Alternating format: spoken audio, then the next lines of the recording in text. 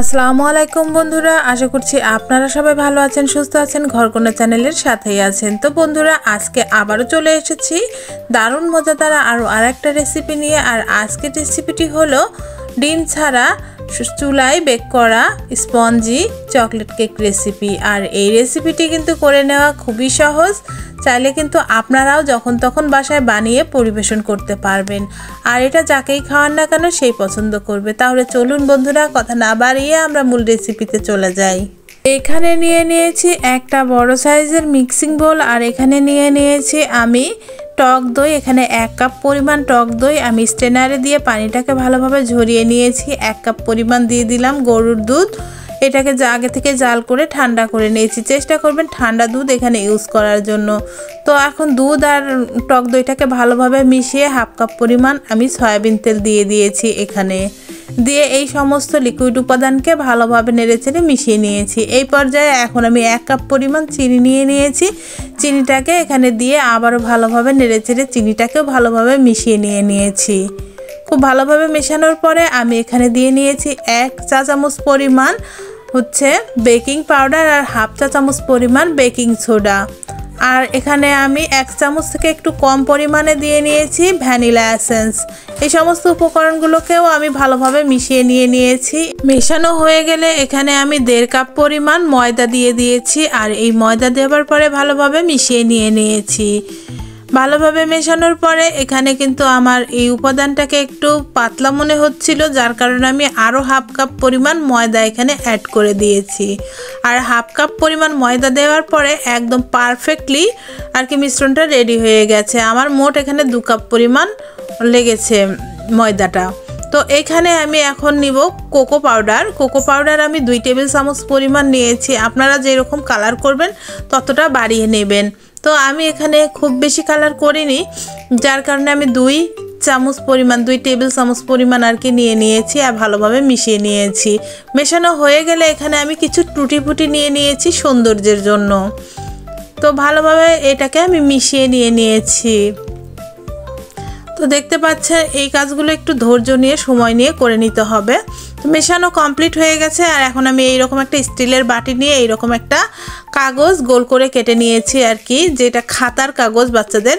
তো ওই খাতার কাগজটা কেটে নিয়ে ওর উপরে একটু তেল দিয়ে দিয়েছি। জাস্ট 1/2 চামচ পরিমাণ তেল দিয়ে ভালোভাবে ব্রাশের সাহায্যে ব্রাশ করে নিয়েছি তেলটাকে।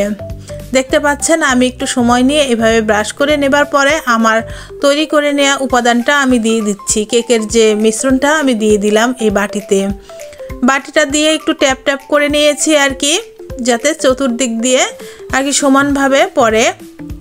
তো হয়ে গেছে। এখন আমি এইখানে কিছু কাজু বাদাম দিয়ে রাউন্ড করে একটা ডিজাইনের মতো করে দিচ্ছি। তো দেখতে পাচ্ছেন আমি এই কাজটা কিভাবে করছি।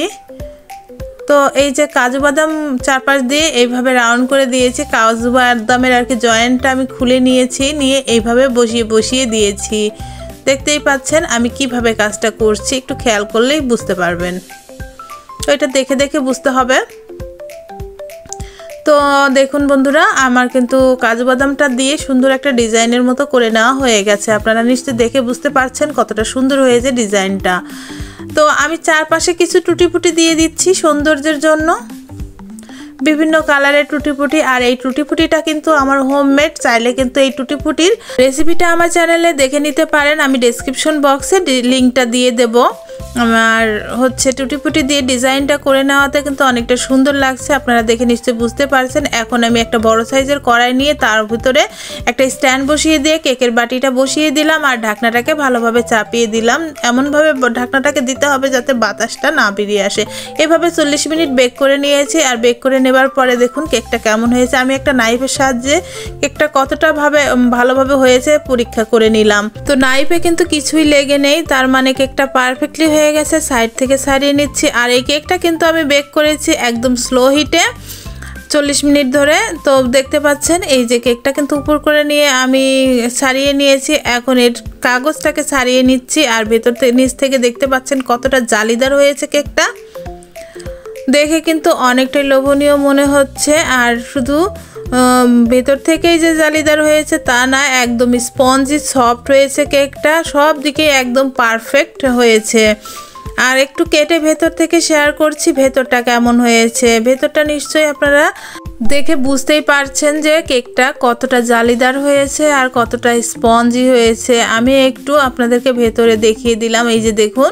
আর এটা কিন্তু অনেকটা স্পঞ্জি হয়েছে। আমি একদম চাপ দিয়ে ভাঁজ করে নিচ্ছি, তারপরেও কিন্তু এটা স্ট্রেট হয়ে গেছে। নিশ্চয়ই আপনারা দেখে বুঝতেই পারছেন খুব সুন্দর হয়েছে। আর এই কেকটা কিন্তু আমার বাসার সবাই খুবই পছন্দ করেছে। তো এই ছিল বন্ধুরা আমার আজকের রেসিপি। আশা করছি রেসিপিটি আপনাদের অনেক অনেক ভালো লেগেছে। ভালো লেগে থাকলে অবশ্যই এক্ষুনি একটা লাইক করে দিয়ে আমার চ্যানেলটি সাবস্ক্রাইব করে আমার চ্যানেলের পাশে থাকবার অনুরোধ রইল। ফেসবুক দেখে থাকলে প্লিজ লাইক এবং ফলো করে দেবেন, আর বেশি বেশি করে ফ্রেন্ডস অ্যান্ড ফ্যামিলির সাথে শেয়ার করে দেবার অনুরোধ রইল। এরকমই মজার মজার রেসিপি নিয়ে বন্ধুরা আমি কিন্তু আবারও হাজির হয়ে যাব। ততক্ষণ পর্যন্ত ভালো থাকবেন, সুস্থ থাকবেন, নিজের প্রতি যত্ন নেবেন, আর আমার জন্য বেশি বেশি করে দোয়া করবেন। আসসালামু আলাইকুম বন্ধুরা।